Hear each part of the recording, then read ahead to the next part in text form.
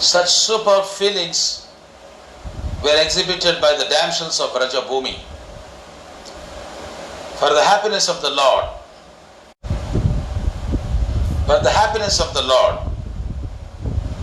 the gopis loved the Lord without any return. గోపికలు భగవంతుని ప్రేమిస్తున్నారు, ఏది కూడా తిరిగి ఆశించకుండా. And this is the perfect example of akama spirit. దీన్ని ఏమంటారు? అకామా, డిజైర్లెస్. దీంట్లో ఏ రకమైనటువంటి కోరిక లేదు. దీన్ని అకామా స్పిరిట్ అని చెప్పి అంటారు. అకామ భావన, కామ, వికామ, అకామ. So pure attachment. The gopis do not care for their own pleasure or pains. గోపికలు వాళ్ళ వ్యక్తిగతమైనటువంటి సుఖము దుఃఖము వాటి గురించి వాళ్ళు పట్టించుకోవటం లేదు. All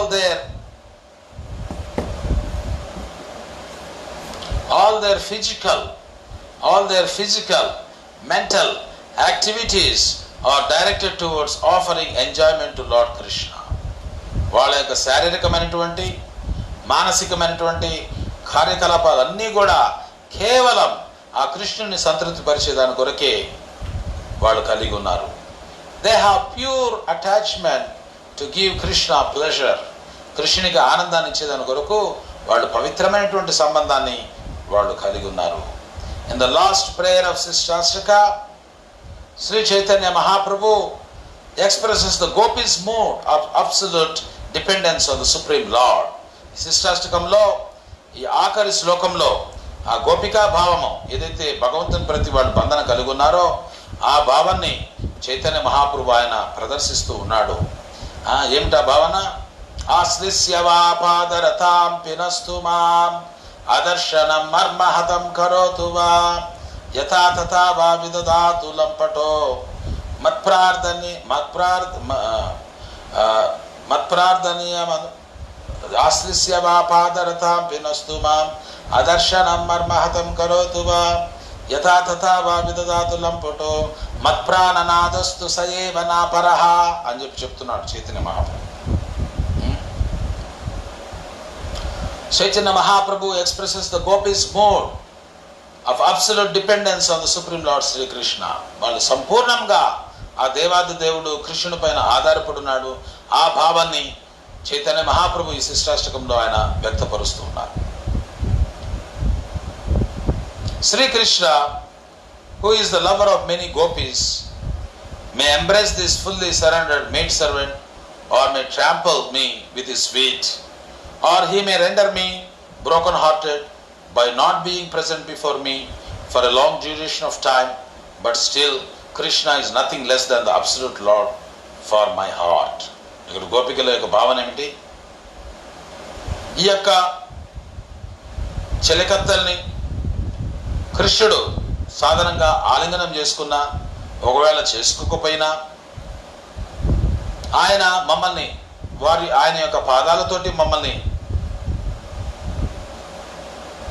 తొక్కిపట్టినా లేకపోతే దర్శన మసకక దీర్ఘకాలము మమ్మల్ని బాధించినా ఏమి చేసినా కానీ ఆయనే మా ప్రాణనాథుడు, ఆయనే మా హృదయనాథుడు అని చెప్పి ఈ గోపికలు వాళ్ళు ప్రార్థిస్తున్నారు. అదే భావాన్ని చైతన్య మహాప్రభు తన శిష్టాష్టకంలో ఆయన తెలియజేస్తున్నాడు. Srikrishna said, my dear Uddhava, just as great sages in yogic trance merge into self-realization like rivers merging into the ocean and are thus not aware of my names and forms, similarly the gopis of Vrindavan were so completely attached to me within their minds that they could not drink of their own bodies, that they could not think of their own bodies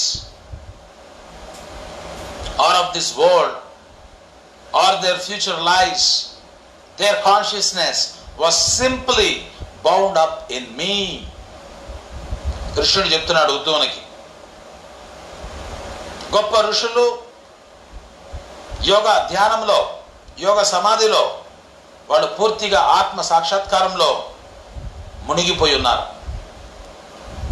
ఏ రకంగా అంటే ఈ నదులు కదా సముద్రంలోకి కలుస్తున్నట్టుగా నదులన్నీ కూడా సముద్రంలోకి కలుస్తున్నట్టుగా ఆ మునుల యొక్క చైతన్యం అంతా ఆత్మ సాక్షాత్కారంలో ఇమిడిపోయింది. అందుకని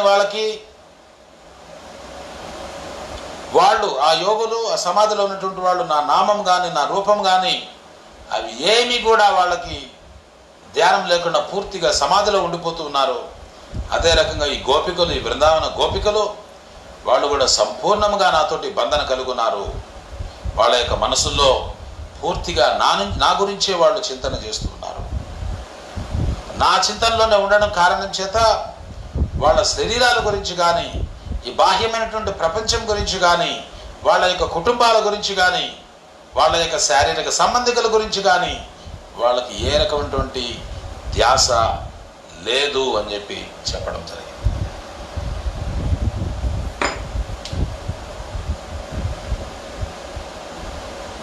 All those hundreds of thousands of gopis,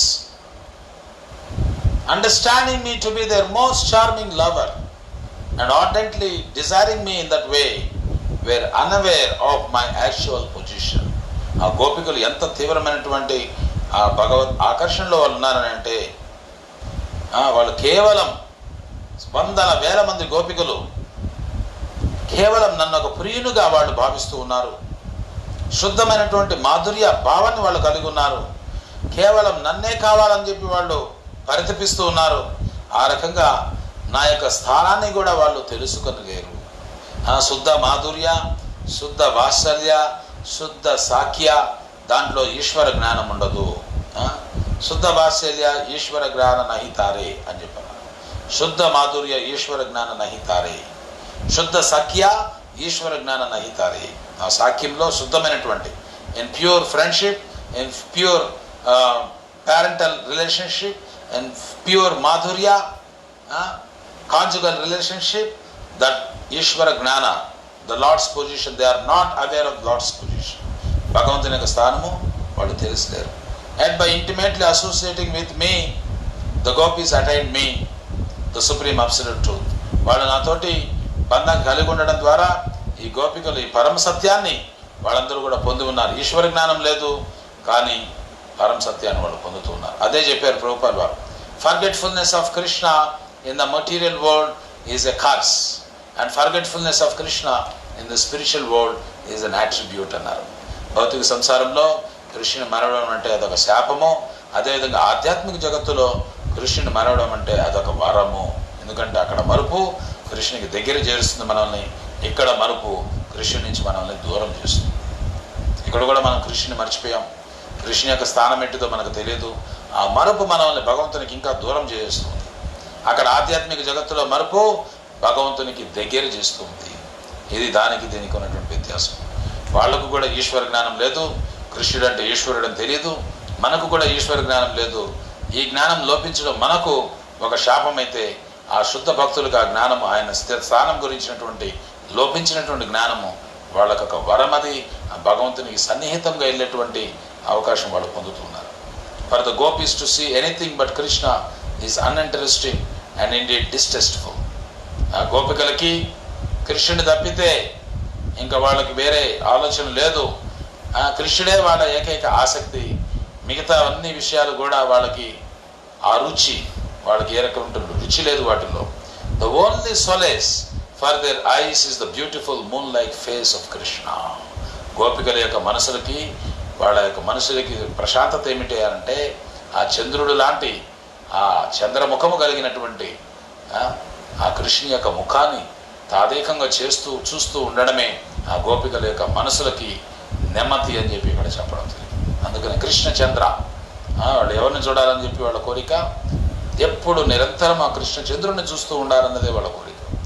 They actually see everything as vacant and they desire to struck by the thunderbolt. ఆ కృష్ణుని యొక్క దర్శనం లేనట్లయితే శూన్యాయితం జగత్ సర్వం, ఈ జగత్తంతా కూడా శూన్యమైనట్లుగా వాళ్ళు గోచరిస్తుంది. అది ఒక వజ్రాయుధంతో వాళ్ళని మోదినట్లుగా వాళ్ళు భావన కలిగి ఉంటారు. సో శ్రీమతి రాధారాణిస్ గర్ల్ ఫ్రెండ్స్, రాధారాణి యొక్క సకుల గురించి, చెలికత్తెల గురించి, స్నేహితురాల గురించి మనం ఈ చివరిగా ఈ అంశం గురించి మనం తెలుసుకుంటాం. శ్రీమతి Radhika is surrounded by servants and intimate girlfriends who constantly relish the vraja rasa of deliciously sweet prema bhakti. Radharani దగ్గర ఆమె ఎప్పుడు కూడా తన స్నేహితురాళ్ళతోటి గుమిగూడు ఉంటుంది. అంతరంగికమైనటువంటి స్నేహితురాళ్ళు ఎప్పుడు రాధారాణితోటి ఉంటారు. వాళ్ళు ఈ వ్రజరసాన్ని ఆస్వాదిస్తూ ఉంటారు. ఆ పవిత్రమైనటువంటి తీయటి ప్రేమ భక్తిని వాళ్ళందరూ కూడా ఆస్వాదిస్తూ ఉన్నారు. These gopis have wonderful names and are expert in a variety of services. ఈ గోపికలందరికీ కూడా అద్భుతమైనటువంటి నామాలు ఉన్నాయి. వేరు వేరు సేవల్లో వాళ్ళు నిష్ణాతులు, నేర్పరితనం కలుగున్నారు వీళ్ళంతా కూడా. One may wonder why the names of Shrimati Radharani are her individual gopis are not directly stated in Shrimad Bhagavatam. ఎవరికైనా కానీ ఆశ్చర్యం కలగచ్చు. ఎందుకు రాధారాణి నామమైనా కానీ ఈ తన యొక్క స్నేహితురాలైనటువంటి లలిత, విశాఖ, చిత్ర, చంపకలత, ఇందులేఖ, తుంగవిద్య, రంగదేవి, సుదేవి వీళ్ళ పేర్లన్నీ కూడా భాగవతంలో ఎందుకు ప్రస్తావన లేదు అని మనకు ఆశ్చర్యం కలగచ్చు. దానికి సమాధానం ఏమిటంటే Srila Sukhdev Goswami, a pure devotee absorbed in the gopis' love for Sri Krishna. Sukhdev Goswami ఆయన ఒక పవిత్ర భక్తుడు. ఆయన సంపూర్ణంగా ఆ గోపికా భావంతో కృష్ణుని యొక్క ధ్యానంలో నిమగ్నమైనటువంటి మహాభక్తుడు. Did not mention their names. ఆయన ఆ గోపికా భావంతో కృష్ణ ధ్యానంలో ఉంటాడు కనుక ఆయన వీళ్ళ పేర్లు ప్రస్తావన చేయలేదు భాగవతంలో. Because simply by hearing them he would enter spiritual trance and become overwhelmed by transcendental ecstasy. వాళ్ళ యొక్క నామాలు సుఖదేవ్ గోస్వామి గుర్తు తెచ్చుకోవడంతోనే ఆయన దివ్యమైనటువంటి తన్మయత్వంలోకి వెళ్ళిపోతాడు. ఇంకా భాగవతాన్ని ఇంకా మాట్లాడలేడు, భాగవతాన్ని విడుదల చేయలేడు. ఆ దివ్యమైనటువంటి తన్మయత్వంలోకి ఆయన ప్రవేశిస్తాడు. If Sukadeva Goswami has succumbed to such transcendental rapture, the Srimad Bhagavatam, the perfect presentation of spiritual knowledge, would not have manifested. ఒకవేళ సుఖదేవ గోస్వామి ఆ రాధారాణి ఆ గోపికల యొక్క నామాన్ని ఆయన ఉచ్చరించిగాను ఉండినట్లయితే భాగవతంలో ఇంకా ఆ భాగవతాన్ని పలికేదానికి ఆయన వల్ల అయి ఉండేది కాదు. ఆ తన్మయమైనటువంటి దివ్య ప్రేమలో ఆయన మునిగిపోయి ఉండేవాడు, సమాధి స్థితికి వెళ్ళిపోయి ఉండేవాడు. ఈ అద్భుతమైనటువంటి భాగవతము మనకు వచ్చుండేది కాదు, భాగవతము అది అవతరించుండేది కాదు అని చెప్పి ఇక్కడ చెప్పడం జరిగింది. భాగవతం రావాలనంటే ఆయన ఆ దీంట్లోకి వెళ్ళిపోకూడదు, ఏది ఆ ట్రాన్స్లోకి వెళ్ళకూడదు, ఆ సమాధిలోకి వెళ్ళకూడదు. ఆ నామాలు జపించాడంటే సమాధిలోకి వెళ్ళిపోతాడు. అందుకని ఆ భాగవతం బయటికి రావాలని, ఆ భాగవతం ఉద్భవించాలని సుఖదేవ్ గోస్వామి ఆ రాధారాణి పేరు కానీ లేకపోతే ఆ గోపికల యొక్క పేర్లు కానీ ఎక్కడా ప్రస్తావన చేయలేదు. ఒకే ఒక శ్లోకంలో పరోక్షంగా ఆ రాధ యొక్క నామాన్ని ప్రయోగిస్తూ ఉన్నాడు సుఖదేవ్ గోస్వామి. అన్యారాధితానూనం భగవాన్ హరిరీశ్వర ఎన్నో విహాయ గోవింద ప్రీతోయం అనయద్రహ. ఈ శ్లోకం ఒక్కటే ఉంది. అన్యారాధిత, ఈ ఆరాధిత అన్నటువంటి పదం ద్వారా రాధారాణి యొక్క ప్రస్తావన సుఖదేవ్ గోస్వామి చేస్తున్నాడు. ప్రత్యక్షంగా అయితే చేయలేదు. ప్రత్యక్షంగా చేసినట్లయితే సుఖదేవ్ గోస్వామి ఆయన తన్మయ సమాధిలోకి ఆ ప్రేమపూర్వకమైనటువంటి తన్మయ భావాలతోటి సమాధి స్థితికి వెళ్ళిపోయేటువంటి అవకాశం ఉంది. భాగవతం వెలువడే అవకాశం లేదు. The casual reader of Srimad Bhagavatam Srimati Radhika's name only indirectly in verse 10:30-28 దశమ స్కందము 30వ అధ్యాయం 28వ శ్లోకంలో పరోక్షంగా ఈ రాధా నామాన్ని మనము శ్రీమద్ భాగవతంలో చూడవచ్చును. శ్రీల విశ్వనాథ్ చక్రవర్తి Thakur explains that the word Anyaradhita refers to శ్రీమతి రాధారాణి. విశ్వనాథ్ చక్రవర్తి ఠాకూర్ అని చెప్తున్నారు, ఏదైతే పదము ఈ దశమ స్కందము 30వ అధ్యాయము 28వ శ్లోకంలో ఈ అన్యారాధిత అనేటువంటి పదాన్ని ప్రయోగిస్తూ ఉన్నారో ఆ పదము రాధారాణినే సూచిస్తూ ఉందని చెప్పి విశ్వనాథ్ చక్రవర్తి ఠాకూర్ అని చెప్తున్నారు. The said Sukadeva Goswami has tried with all endeavor to keep Radha's name hidden. Sukhdev Goswami ఆయన ఎంతో ప్రయత్నం చేశారు, ఎన్ని విధాలుగానో ఆయన ప్రయత్నం చేశాడు. ఆ రాధా నామాన్ని ప్రస్తావించకూడదని చెప్పి ప్రయత్నం చేశాడు. But now it automatically shines fourth from the moon of his mouth. కానీ ఆయన ఎన్ని విధాల ప్రయత్నం చేసినా ఆయన ముఖచంద్రము నుంచి ఆ రాధా నామము వెలువడక తప్పలేదు. ఈ అన్యారాధిత నూనెమన్నటువంటి శ్లోకంలో, దశమ స్కందము 30వ అధ్యాయం 28వ శ్లోకంలో ఆ రాధ యొక్క ప్రస్తావన రానే వచ్చింది. That he has spoken Radha's name is indeed her mercy. ఆ రాధ నామాన్ని ఆయన ఉచ్చరిస్తూ ఉన్నాడంటే అది కేవలం ఆ రాధారాణి యొక్క కృప మాత్రమే. And thus the word aradhita is like the rumbling of the kettle drum to announce our good fortune. ఈ ఆరాధిత అనేటువంటి శబ్దము ఈ డమరుకములు కదా మోగినట్లుగా ఆ భాగ్యాన్ని చాటి వేస్తున్నట్లుగా ఈ అన్యారాధిత అన్నటువంటి పదము ఈ శ్రీమద్ భాగవత శ్లోకం నుంచి ఉద్భవిస్తూ ఉంది. The rasika bhaktas however see the name of Srimati Radharani in every one of the 18,000 verses of Srimad Bhagavatam. అయితే ఈ రసిక భక్తులు, ఈ ప్రేమపూర్వకమైనటువంటి భక్తులు ఈ రాధారాణి యొక్క నామాన్ని ఆ శ్రీమద్ భాగవతం ఉన్నటువంటి 18,000 శ్లోకాలు, ప్రతి శ్లోకంలో కూడా రాధా నామాన్నే వాళ్ళు చూస్తూ ఉంటారు. అంటే వాళ్ళకి అదే కనపడుతుంది. ఇంకా ఈ రసిక భక్తులకి ఈ రాధా నామం తప్పితే ఈ భాగవతంలో ఇంకేం కనపడదు. భాగవతం అంతా కూడా ప్రతి శ్లోకంలో కూడా ఈ రాధా నామమే వాళ్ళకి కనపడుతూ ఉంటుంది అని చెప్తుంది. ఆ ఫోన్ ఇటు. సో ఈ రకంగా ఈరోజు మనం కొన్ని విషయాలు, కొద్దిగా చిన్న అంతరాయం వచ్చింది, నెట్వర్క్ ప్రాబ్లం వల్ల బ్రేక్ అయింది. సో చాలామంది మళ్ళీ తిరిగి రాలేదు, అంటే వాళ్ళు లింక్ కట్ అయిపోయింది, మళ్ళీ కొత్తగా ఇది రావడం జరిగింది. సో ఈరోజు ప్రశ్నలు ఏమన్నాయో చూస్తాం మనం.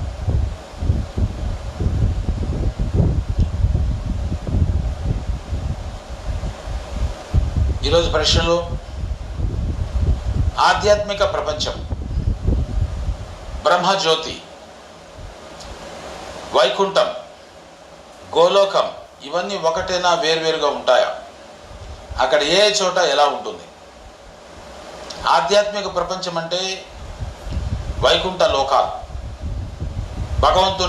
భగవంతుడు కూడా భగవద్గీతలో ఒక చిన్న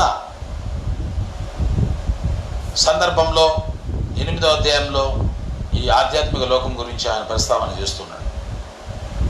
అంటే ఆయన ఆకర్షిస్తూ ఉన్నాడు, ఆ లోకానికి రండి, అది శాశ్వతము, ఈ భౌతిక ప్రపంచం అశాశ్వతం అని చెప్పి మనల్ని ఆకర్షిస్తూ ఉన్నాడు భగవంతుడు. 8వ అధ్యాయం 20వ శ్లోకంలో పరస్తస్మాత్ భావన్యో వ్యక్త సనాతన యస్సు సర్వేషు భూతేషు నశ్యస్యు న వినశ్యతి అని ఒక చక్కటి శ్లోకం ద్వారా భగవంతుడి ఆధ్యాత్మిక ప్రపంచం గురించి ప్రస్తావన చేస్తున్నాడు. అంటే ఈ వ్యక్త ప్రపంచాలన్నీ లయింపబడినప్పటికీ ఆ వైకుంఠ ధామము, ఆ గోలోక బృందావనము అది శాశ్వతంగా విరాజిల్లుతూ ఉంటుంది అని చెప్పి భగవంతుడు చెప్తున్నాడు. ఈ ప్రపంచము వ్యక్తం, ఒకప్పుడు లేదు, ఇప్పుడున్నది మళ్ళీ అవ్యక్తం అయిపోతుంది. కానీ ఆధ్యాత్మిక జగత్తు ఎప్పుడు నిత్యము శాశ్వతంగా విరాజిల్లుతుంటుంది అని చెప్పి భగవంతుడు. అది ఆధ్యాత్మిక ప్రపంచం. అంటే ఈ భౌతిక సృష్టిలన్నీ కూడా ఒక పాదమే అయితే భగవంతుని సృష్టిలో 3 పాదాలు ఈ ఆధ్యాత్మిక సృష్టి అని చెప్పి వివరించడం జరిగింది. 3/4 is the Lord's spiritual creation and 1/4 is this material creation. ఈ ఆధ్యాత్మిక సృష్టిలన్నీ కూడా 3 వంతులైతే ఈ భౌతిక జగత్తంతా కూడా 1 వంతే భగవంతుని యొక్క సృష్టిలు అని చెప్పి చెప్పడం జరిగింది. సో ఈ వైకుంఠ లోకాలన్నింటినీ కూడా ఆధ్యాత్మిక ప్రపంచం అంటారు. ఇంకా బ్రహ్మజ్యోతి అంటే ఈ ఆధ్యాత్మిక ప్రపంచంలోకి పోకుండా బయటే ఉన్నటువంటి కాంతిది, ఇంకా ఆ లోకాలకు పోలేదు, ఇంకా బయటే. ఈశావాస్యోపనిషత్తులో కూడా చెప్పడం జరిగింది, హిరణ్మయేన పాత్రేన హిరణ్మయేన పాత్రేన అని చెప్పి చెప్పడం జరిగింది. అంటే ఆ భగవంతుని యొక్క కాంతి వెలువడుతూ ఉంది, అది ఇంకా లోకాల్లోకి ప్రవేశించలేదు, బయట ఉన్నటువంటి కాంతిలోనే ప్రవేశిస్తున్నారు. వాళ్ళు అనుకుంటున్నారు నిరాకార మోక్షం, ఆ కాంతిలోనే వాళ్ళు ఉండిపోతూ ఉన్నారు. అది బ్రహ్మజ్యోతి, ఆ భగవంతుని యొక్క శరీరం నుంచి వచ్చేటువంటి కాంతి. ఆధ్యాత్మిక జగత్తులో సూర్యుడు కానీ చంద్రుడు కానీ విద్యుత్ శక్తి కానీ లేదని చెప్పి భగవద్గీతలో భగవంతుడు అది కూడా చెప్తూ ఉన్నాడు. నతద్భాషయతే సూర్యో న శశాంకో న పావకః యద్గత్వా న నివర్తంతే తద్ధామ పరమం మమ.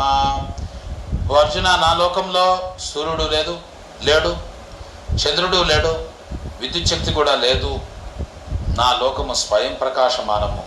అంటే భగవంతుని యొక్క కాంతి నుంచి ఆ లోకాలన్నీ కూడా దేదీప్యమానంగా వెలిగిపోతూ ఉంటాయి. అక్కడి నుంచి వెలువరుతున్నటువంటి వెలుగే ఈ బ్రహ్మజ్యోతి.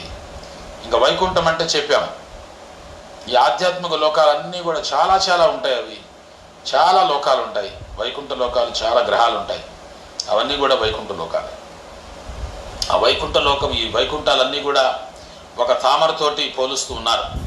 ఈ తామర పువ్వు ఉంటుంది, దానికి వివిధ రేకులు ఉంటాయి. అవన్నీ కూడా వివిధ వైకుంఠ లోకాలని చెప్పి చెప్తున్నారు. ఆ తామర పువ్వులో పుప్పుడి భాగం ఏదైతే ఉందో, ఆ center part of the lotus, that is Goloka Vrindavanam అని చెప్పి చెప్పడం జరుగుతుంది. గోలోక బృందావనము వైకుంఠ లోకాలలోనే ఒక భాగం ఈ గోలోకము.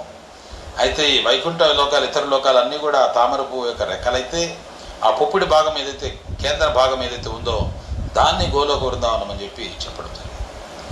ఇవన్నీ కూడా బ్రహ్మజ్యోతి, భగవంతుని నుంచి వస్తున్నటువంటి కాంతి. ఈ వైకుంఠ లోకాలు, ఆ త్రిపాద సృష్టి, భగవంతుని యొక్క త్రిపాద సృష్టి. ఈ గోలోకము, ఆ మధ్య భాగము, పుప్పుడి భాగము. ఇవన్నీ కూడా ఒకటే, కానీ వేరు వేరు అనుభూతులు. ఇంకా లోపలికి పోయే కొద్దీ ఆనందం పెరుగుతూ ఉంటుంది.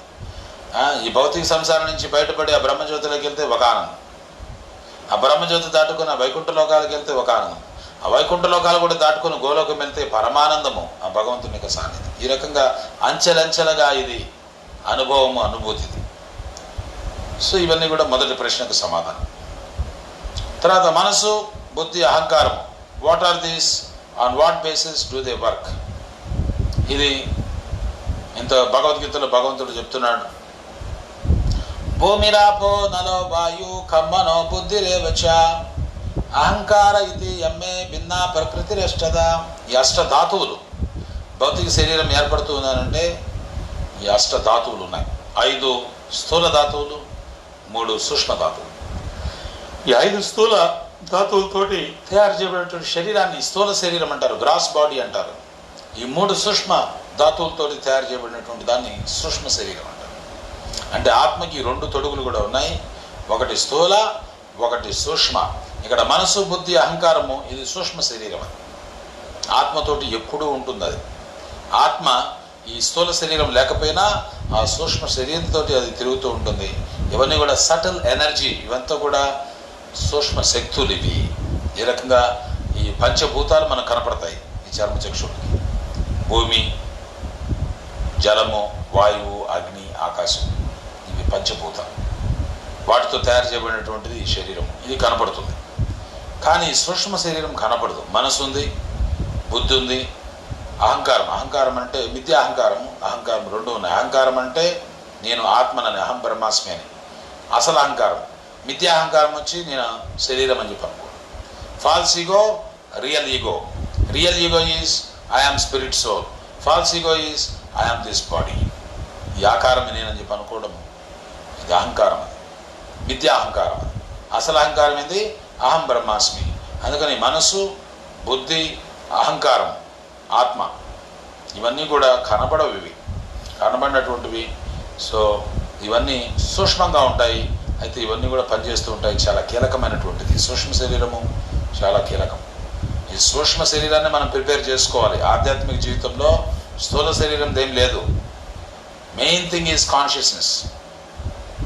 ఆధ్యాత్మిక జీవితం అంటేనే ఇది. స్థూల శరీరంతో భజన చేస్తాము, డోలకులు కొడతాము, గెంతుతాము, ఎగురుతాము, ఇది బాగానే ఉంది. కానీ ఈ మనస్సు, బుద్ధి, అహంకారం, దీన్ని మనం చక్కగా మలుచుకోవాలి. ఆధ్యాత్మిక జీవితం అంటే అది. Tuning our mind, our intelligence, hour ego, from falls ego to real ego. ఈ శరీరం అన్నటువంటి భావం నుంచి ఆత్మలోకి రావాలి. ఈ బుద్ధి కూడా కలుషితమైనటువంటి బుద్ధి నుంచి శుద్ధమైనటువంటి బుద్ధి రావాలి. మనస్సు కూడా భౌతికమైనటువంటి వ్యాపకాల నుంచి భగవంతుని చింతనకి దీన్ని మరల్చాలి. అందుకని భగవంతుడు చెప్తున్నాడు, కేవలం నా సంబంధం ద్వారానే అది సాధ్యమవుతుంది. చెప్పండి, నాస్తి బుద్ధిరయుక్తస్య నచా యుక్తస్య భావనా నచా భావయత శాంతిర్ అశాంతస్య కుతః సుఖం. కృష్ణ చైతన్యంతో భగవంతుడు చెప్తున్నాడు, కృష్ణ చైతన్యంతో నీవు నాతోటి సంబంధం కలిగలేనట్లయితే నీకు స్థిరమైనటువంటి మనసు కానీ దివ్యమైనటువంటి తెలివితేటలు కానీ కలగవు. స్థిరమైనటువంటి మనసు లేక దివ్యమైనటువంటి తెలివితేటలు లేక నీకు శాంతి లేదు, శాంతి లేక సుఖము లేదు అని చెప్తున్నారు. సో ఈ రకంగా ఇది సూక్ష్మంగా పనిచేస్తుంది. ఆధ్యాత్మికమైన అంటే ఈ సూక్ష్మ శరీరం పైన పనిచేయడం, working on the subtle body, subtle energies. ఆ సటిల్ ఎనర్జీ కరెక్ట్గా పెట్టుకుంటే ఈ ఫిజికల్ ఎనర్జీ కూడా ఇట్ ఈస్ టేకన్ కేర్. అందుకని spiritual wellbeing, mental wellbeing, intellectual wellbeing, that is most important. So than physical wellbeing is taken care. ఆ physical wellbeing అనేది దానంతటిది అప్రయత్నంగా వచ్చేస్తుంది. In which place of the body they stay or exist. మనసు, ఈ బుద్ధి, అహంకారం, they are all in the head, brain part. మనసు, బుద్ధి, అహంకారం ఎక్కడున్నాయి, ఏ ప్రదేశంలో ఉంటాయనంటే తల ప్రదేశంలో ఉంటాయి, ఈ మెదడు ఉన్నటువంటి ప్రదేశంలో ఉంటాయి. ఆత్మ ఈ హృదయం ఉన్నటువంటి ప్రదేశంలో ఉంటుంది. సో ఇక్కడి నుంచి ఈ ఆత్మ ఎక్కడ ఉంటుంది, ఈ మనసు, బుద్ధి, అహంకారం అనేది అది ఈ మనసులో, ఆ పైన తలలో, ఈ మెదడు దగ్గర ఇవన్నీ కూడా కేంద్రీకృతమై ఉంటాయి. How to interact with them, we can interact with them by. అయితే ఆధ్యాత్మిక మార్గంకి వచ్చేదాకా వీటి గురించి మనకు తెలియదు.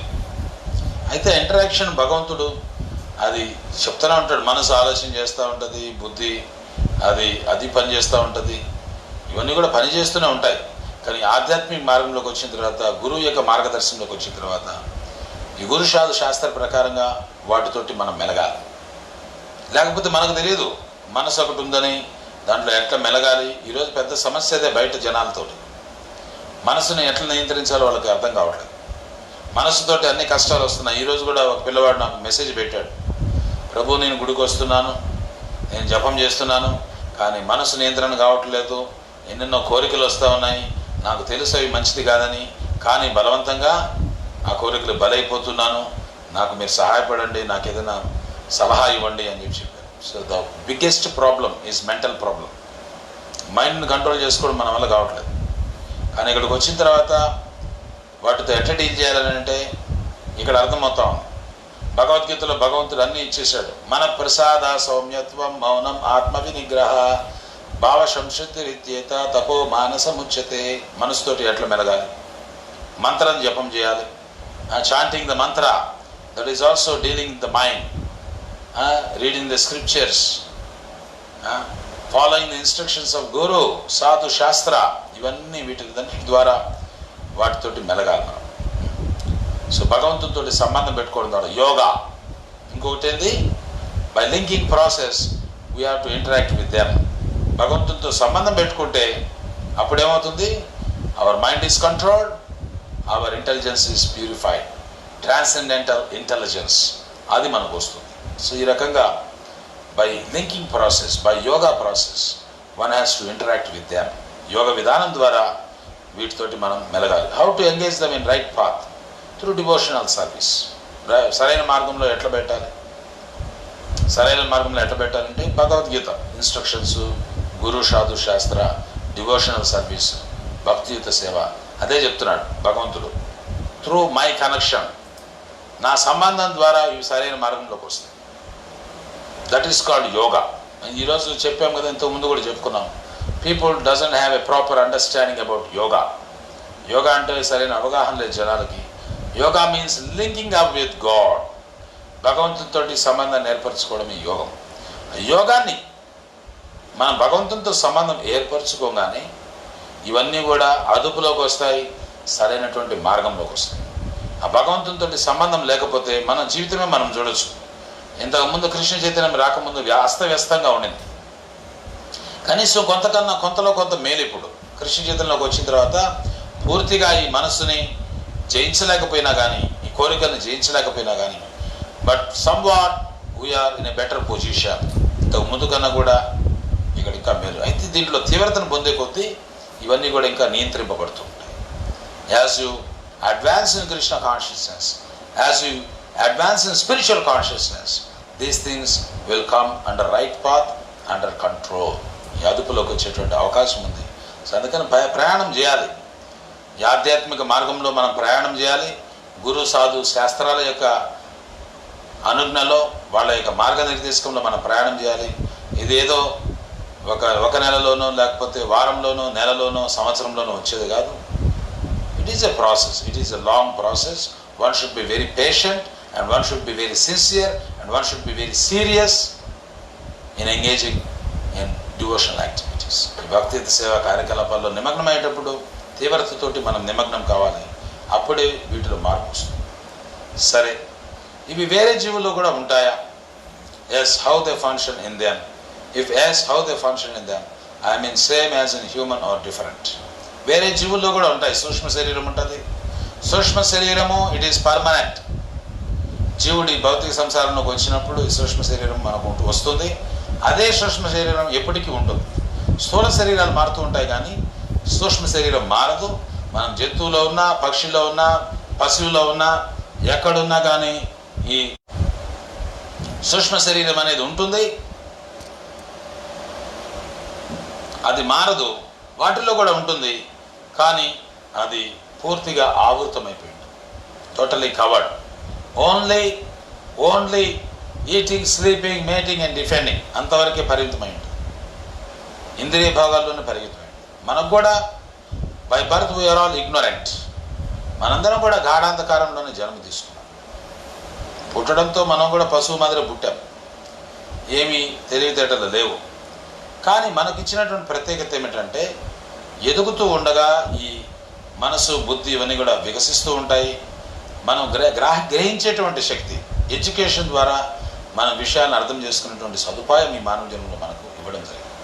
అందుకని గురువు, సాధు, శాస్త్రాలు వీటన్నిటి ద్వారా మనము అచింత్యమైనటువంటి, ఇంద్రియాతీతమైనటువంటి విషయాల్ని